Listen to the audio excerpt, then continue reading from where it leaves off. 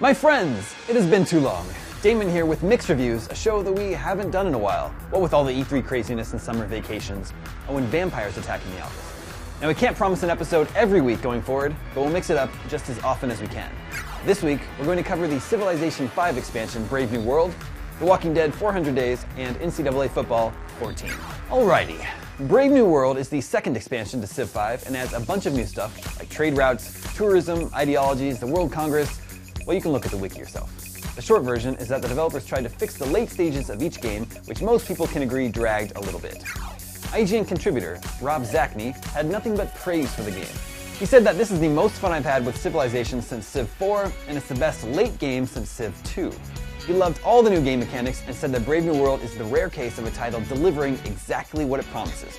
He gave it a 9.4 out of 10. The mix average was really high with an 89% and 6 reviews. GameSpot gave it a 9.5 out of 10 and said that Brave New World fulfills Civ 5's full potential and stands as one of the most expertly crafted strategy games in years. Meanwhile, PC Gamer gave it an 88% and said that this was the last few herbs and spices in Civ 5's epic stew. A delicious review. Overall, if you have Civilization 5, then you should also have Brave New World. Alright, The Walking Dead 400 Days. This is more of a short story that bridges the gap between Season 1 and the upcoming Season 2.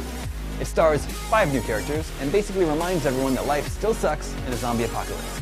IGN's Greg Miller said that 400 Days is a great appetizer for Season 2.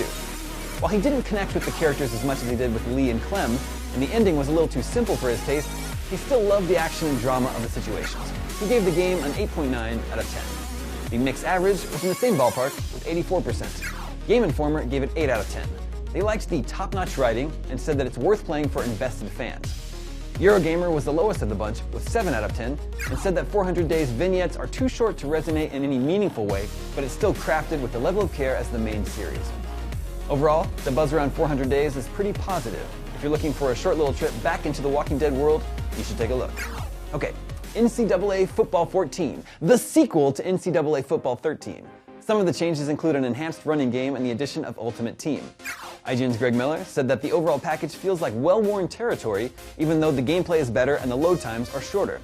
He liked how Madden NFL 13's Infinity Engine makes the game more realistic, but still found the game to be dated. Basically, it's a good game, but there are very few additions that wow you. Overall, he gave it a 7.4 out of 10. The mix average was kind of all over the place, but settled on a 72%. Games Radar actually loved it, giving the game 4.5 out of 5. They particularly liked the new gameplay refinements and called it a polished, well-oiled machine. On the lower end, EGM gave it 6.5 out of 10. They said that a few tweaks, a couple of tacked-on modes, and some better mechanics can't overcome basic logic flaws and imbalances. Overall, the consensus is mainly positive, but it's a little unclear if you should spend a full $60 on it. You might want to rent it before you take the plunge. And that's all for today. Remember, you can always check the link below for more episodes. I'm Damon Hatfield, and we'll mix it up again soon.